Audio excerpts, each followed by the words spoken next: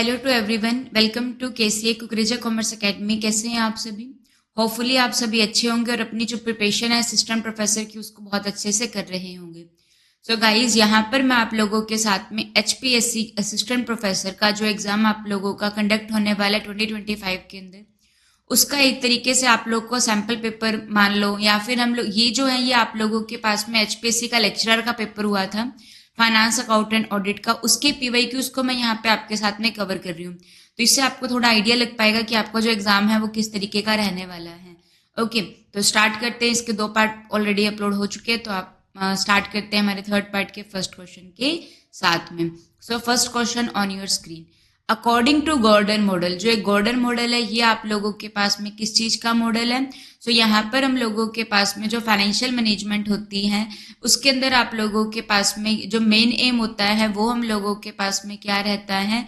Wealth maximisation होता है। ठीक है, और वेल्थ को मैक्सिमाइज करने के लिए हम लोगों के पास में क्या होता है? 3 तरीके के डिसीजन लिए जाते हैं, जिसमें हम लोगों के पास में इन्वेस्टमेंट डिसीजन आता है, डिविडेंड डिसीजन आता है और क्या आता है? फाइनेंसिंग डिसीजन आता है। तो जो डिविडेंड डिसीजन होता है, डिविडेंड क्या होता है? प्रॉफिट का वो पार्ट जो शेयर होल्डर में बांटा जाता है उसको क्या कहा जाता है? डिविडेंड कहा जाता है। ओके, तो डिविडेंड के लिए हम लोगों के पास में क्या होता है? कुछ फर्म कहती है कि कुछ फर्म कहते हैं कि अगर डिविडेंड बांटेंगे तो फर्म की जो वैल्यू है वो क्या होगी? इंक्रीज होगी, जो आप लोगों के पास में क्या कहलाती है? रेलिवेंट थ्योरीज कहलाती हैं।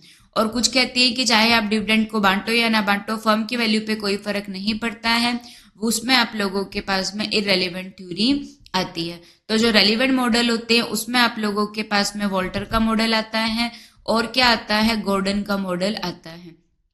जो इररेलेवेंट मॉडल होते हैं उसमें हम लोगों के पास में क्या आता है? मोदी-गिलानी मिलर मॉडल आता है। तो गॉर्डन मॉडल जो आप लोगों के पास में रेलिवेंट मॉडल है उसमें क्या कहा गया? जो डिस्काउंट रेट यूज की जाती है इन्वेस्टर के द्वारा, ठीक है जी, तो वो क्या रिलेशनशिप बताते हैं रिटेंशन रेट के साथ में? रिटेंशन रेट क्या होती है? प्रॉफिट का वो पार्ट जो बांटते हैं वो डिविडेंड, जो बचा के रख लिया वो क्या होता है? प्लफिंग बैक ऑफ प्रॉफिट होता है। तो जो प्रॉफिट को बचाने की रेट होती है उसको क्या कहा जाता है? रिटेंशन रेट कहा जाता है। ओके, तो गॉर्डन मॉडल के अकॉर्डिंग जो डिस्काउंट रेट यूज किया गया है इन्वेस्टर के द्वारा, सो वो डायरेक्टली प्रोपोर्शनल होता है किसके साथ में? रिटेंशन रेट के साथ में। ठीक है जी, देखो इसकी क्या इम्प्लीकेशन है हम लोग कवर करते हैं। देखिए, तो जो आप लोगों के पास में गॉर्डन थ्योरी है किस चीज की? डिविडेंड पॉलिसी की। तो गॉर्डन मॉडल जो है ये हम लोगों के पास में एक रेलिवेंट थ्योरी है डिविडेंड पॉलिसी की, जो ये कहता है कि अगर डिविडेंड को बांटा जाएगा तो यहाँ पे आप लोगों के पास में क्या होगा? फर्म की वैल्यू क्या होगी? बढ़ेगी। ठीक है, बट एक कंडीशन के अंदर, वो भी आप लोगों के पास में आएगी। ठीक है, तो गॉर्डन मॉडल वैसे आप लोग का रेलिवेंट मॉडल है। सो ये किसके बीच में रिलेशनशिप बताता है? Dividend, rate of return and cost of capital, इनके बीच में रिलेशन बताता है।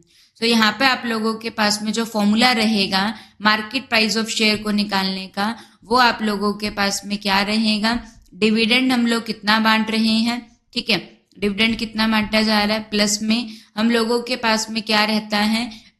रेट ऑफ रिटर्न कितनी है, उसके अकॉर्डिंग हम लोग यहाँ पे करेंगे। देखिए, तो ये आप लोगों के पास में आ जाएगा, ये आप लोगों के पास में क्या बनेगा? गॉर्डन मॉडल के अकॉर्डिंग, यहाँ पे शायद एक सेकेंड, तो जो गॉर्डन की थ्योरी है यहाँ पे हम लोगों के पास में क्या रहता है? हाँ जी, ये मैं तो यहाँ पे आप लोगों के पास में डिविडेंड प्लस में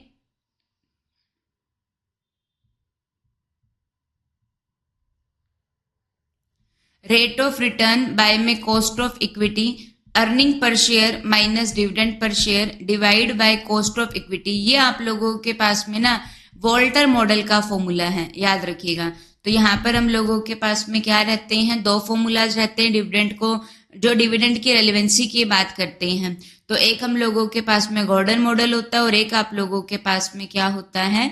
वॉल्टर मॉडल हम लोगों के पास में रहता है। ठीक है, तो यहाँ पे ये आप लोगों के पास में क्या हो जाएगा? वॉल्टर मॉडल का फॉर्मूला हो जाएगा। क्लियर हो गया? ये वॉल्टर मॉडल के अकॉर्डिंग फॉर्मूला डिविडेंड प्लस में रेट ऑफ रिटर्न बाय में कॉस्ट ऑफ इक्विटी, अर्निंग पर share minus dividend per share divide by, पूरे को डिवाइड कर दिया जाएगा किससे? कॉस्ट ऑफ इक्विटी से। ठीक है जी, तो ये वॉल्टर का मॉडल हम लोगों के पास में रहता है। और जो गॉर्डन का मॉडल है वो आप लोगों के पास में, उसका जो फॉर्मूला है वो हम लोगों के पास में क्या है? Dividend divide by rate of return minus, ये आप लोगों के पास में के माइनस जी आप लोगों के पास में क्या रहता है, फॉर्मूला रहता है। ठीक है जी। पे आउट रेशो, देखो ईपीएस अर्निंग पर शेयर क्या है, उसमें से जो बांट दिया तो बाकी क्या बच गया, डिविडेंड बच गया ना। तो यहाँ पे हम लोगों के पास में क्या आता है, डिविडेंड आता है। ठीक है, उसको डिवाइड कर दिया जाता है किससे, के माइनस जी से। ओके, तो कॉस्ट ऑफ कैपिटल और ये आप लोगों के पास में क्या आ जाएगा, जी आ जाएगा। ठीक है जी। तो यहाँ पे जो जी का मतलब है वो आप लोगों के पास में क्या है, बी आर है। जी इज इक्वल टू क्या होता है, बी आर के बराबर हम लोगों के पास में होता है। डी का मतलब डिविडेंड पर शेयर, के का मतलब कॉस्ट कितने आ रही है, जी का मतलब ग्रोथ। इसका फॉर्मूला क्या रहता है, बी आर। बी का मतलब क्या होता है, कितना रिटेंशन किया गया है, और आर का मतलब क्या होता है, रेट ऑफ रिटर्न क्या है। तो जो जी होगा वो किसके बराबर होगा, बी इंटू आर के बराबर होगा। तो जो फॉर्मूला रहेगा वो आप लोगों को क्लियर हो गया, ईपीएस, या फिर हम लोग इस तरीके से भी कर सकते हैं इस फॉर्मूला को, कहीं पे आपको ये भी दिखाई देने को मिलेगा, E one minus B. B का मतलब कितना आप लोगों ने क्या किया, रिटेन किया, तो जितना रिटेन कर लिया बाकी को क्या कर दिया जाएगा, बांट दिया जाएगा। तो अर्निंग कितनी है उसमें से कितना बांटा जा रहा है उसको डिवाइड कर दिया जाएगा कॉस्ट ऑफ इक्विटी माइनस जी से। इसको इस तरीके से भी लिखा हुआ मिल सकता है आप लोगों को। जी का मतलब क्या होता है, बी आर होता है। ई अर्निंग पर शेयर, बी का मतलब आप लोगों के पास में क्या रहेगा, रिटेंशन रेट क्या है। तो देखिए यहाँ पे क्या होता है, इसकी अजम्पशन क्या है कि कोई भी डेट नहीं है, कोई एक्सटर्नल फाइनेंसिंग नहीं है, constant rate of internal rate of return है, कांस्टेंट कॉस्ट ऑफ कैपिटल है, परपेचुअल अर्निंग है। ठीक है, और कांस्टेंट रिटेंशन रेशो है, रिटेंशन रेशो कांस्टेंट है। कॉस्ट ऑफ कैपिटल जो है वो क्या है, ग्रोथ रेट से ज्यादा, क्योंकि ये सारा जी के ऊपर ही बेस्ड है, गॉर्डन मॉडल। ठीक है, तो जी का फॉर्मूला क्या होता है, जी इज इक्वल टू क्या होता है, बी आर होता है। ठीक है, तो ये आ जाएगा। अब यहाँ पे हम लोगों के पास में क्या होगा, इसको ध्यान से देखिएगा। अगर जो ग्रोथ फर्म है, ग्रोथ फर्म का मतलब अगर रेट ऑफ रिटर्न क्या है, कॉस्ट ऑफ कैपिटल से ज्यादा है, अगर रिटर्न ज्यादा है इसका मतलब फर्म जो है वो फ्यूचर में भी रिटर्न को अर्न कर सकती है।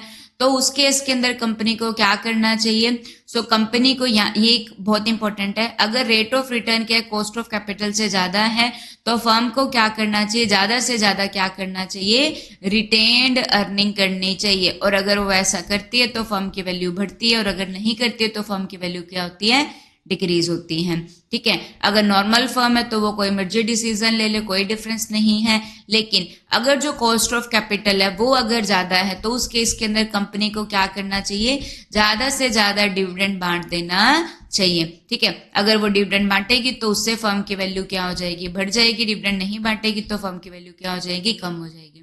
ऊपर क्या आता है, जितना रिटेन करेंगे उतनी फर्म की वैल्यू बढ़ेगी, रिटेन नहीं करेंगे तो फर्म की वैल्यू क्या हो जाएगी, कम हो जाएगी। याद हो जाएगा। तो ये गॉर्डन मॉडल का फॉर्मूला है, फॉर्मूला जरूर याद रखिएगा। क्या फॉर्मूला हम लोगों के पास में बना, अर्निंग पर share 1 minus B divide by cost of equity minus में जी। बी का मतलब क्या होता है, रिटेंशन रेशो, तो इसको हम लोग इस तरीके से भी लिख सकते हैं, डिविडेंड डिवाइड बाय के ई माइनस में जी को हम लोग बी आर भी लिख सकते हैं। ठीक है जी। So move to the next question.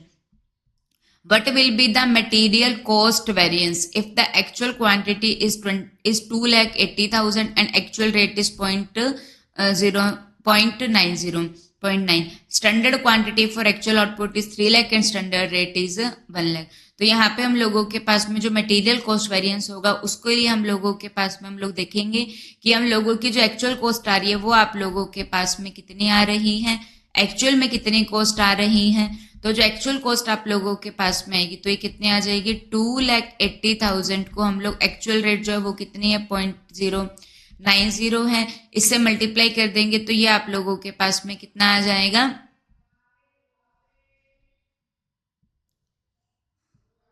2,52,000 जो रहेगा ये आप लोगों के पास में क्या आ गई, एक्चुअल कॉस्ट हम लोगों के पास में आ जाएंगी।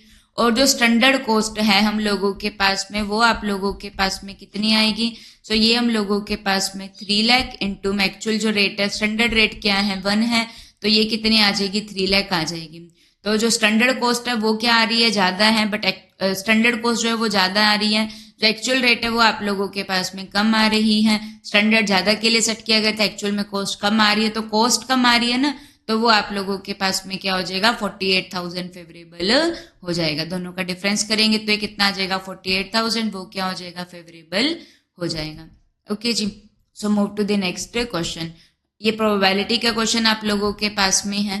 सो from a set of 17 card, तो जो n हम लोगों के पास में हो जाएंगे वो कितने हो जाएंगे, 17 हो जाएंगे। ठीक है जी, तो उसके अंदर आप लोगों के पास में 1 2 3 4 5 अप टू 17 तक के कार्ड है, जिसमें से एक कार्ड को रेंडमली ड्रॉ किया गया। हमें बताना है कि उसकी प्रोबेबिलिटी क्या होगी अगर जो कार्ड हमने ड्रॉ किया है अगर वो डिविजिबल है किससे, 3 और 7 से।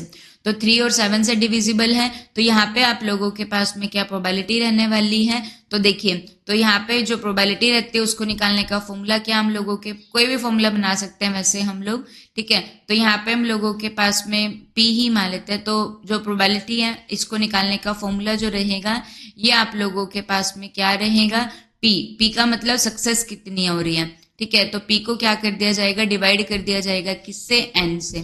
P का मतलब ये सक्सेस रेट को मैं बोल रही हूँ।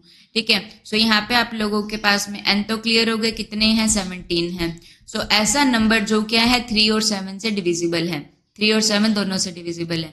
3 और 7, 3 से भी डिविजिबल, 7 से भी डिविजिबल। तो 3 2 6, 3 3 9, 3 4 12, 3 5 15, 3 6 18, 18 तक नहीं जाएंगे क्योंकि 17 ही कार्ड है। अब आते हैं 7 की बारी, तो 7 1 7, 7 2 14। तो ये आप लोगों के पास में कितने कार्ड हो गए, 1 2 3 4 5 6 7। तो टोटल हम लोगों के पास में सक्सेस के चांसेस कितने हैं, 7 है। तो जो हमारा आंसर बनेगा वो क्या बनेगा, 7 डिवाइड बाय 17 आप लोगों के पास में आ जाएगा। सो ऑप्शन नंबर जो बी रहेगा ये इसका आंसर हो जाएगा। ठीक है जी, move to the next question. Dash is an approach to deal with conflict. Conflict होती है जहां पे क्या होता है, एक पार्टी क्या होती है, सेटिस्फाई करती है अपने डिजायर और अपने ऑब्जेक्टिव को at the expense of other party desire and objective. मतलब कि यहाँ पे क्या होगा, एक पार्टी अपनी ही बात को मनवाना चाहेगी जो दूसरी का नुकसान करने के ऊपर फोकस करती है। तो इसको हम लोग क्या बोलते हैं, इंटीग्रेटिव कॉम्प्रोमाइज, डोमिनेशन या यूनिटी। यूनिटी तो नहीं है क्योंकि होता तो एकता होती। कॉम्प्रोमाइज भी यहाँ पे कोई नहीं कर रहा है क्योंकि वो दूसरे के खर्चे के ऊपर अपनी बात मनवाना चाह रही है। इंटीग्रेशन का तो नाम ही नहीं है, तो ये क्या हो जाएगा, डोमिनेशन आप लोगों के पास में हो जाएगा। क्लियर हो गया। तो यहाँ पे एक पार्टी क्या कर रही है, दूसरे को क्या कर रही है, डोमिनेट कर रही है। डोमिनेशन यहाँ पे आ जाएगा। Next question on your screen. So जो हाउथ्रोन स्टडीज आप लोगों के पास में है, ठीक है, हाउथ्रोन स्टडीज ये जो है ये आप लोगों के पास में किसके अंडर आता है, नियो क्लासिकल अप्रोच के अंदर आता है। जो नियो क्लासिकल अप्रोच है ये किसके ऊपर फोकस करती है, ह्यूमन रिलेशन के ऊपर क्या करती है, फोकस करती है। ये क्या कहती है कि जो ह्यूमन बीइंग है वो क्या है, एक इंपॉर्टेंट पार्ट है हमारी ऑर्गेनाइजेशन का, जिनके गोल को सेटिस्फाई करना चाहिए। ठीक है, तो ये नाम से क्लियर हो गया। तो ये क्या कहते हैं कि ह्यूमन की पर्सनल जो चीजें है ना उसके ऊपर भी फोकस करना है, उसको केवल पैसे से ही मतलब नहीं है। ठीक है, तो हाउथ्रोन स्टडीज में क्या डेमोन्स्ट्रेट किया गया है कि dash incentive were not necessarily the most important motivator for worker. तो ये इंपॉर्टेंट नहीं है। सो यहाँ पे मतलब कि ये बोल रहे हैं कि जो फाइनेंशियल इंसेंटिव है वही इंपॉर्टेंट नहीं है, नॉन फाइनेंशियल भी इंपॉर्टेंट मतलब कि फाइनेंशियल जो है वो ही नहीं सब कुछ। ठीक है, फाइनेंशियल इंसेंटिव में क्या आता है, bonus, profit sharing, salary, wages. ठीक है, तो और पर्क्स दे देना, ये आ जाएगा आप लोगों के पास में। नॉन फाइनेंशियल में करियर एडवांसमेंट, रिकॉग्नाइजेशन, ये आप लोगों के पास में रहता है। ठीक है, ये नेक्स्ट क्वेश्चन है, ये हम लोग अपने नेक्स्ट क्लास में कवर करेंगे। Thank you to everyone.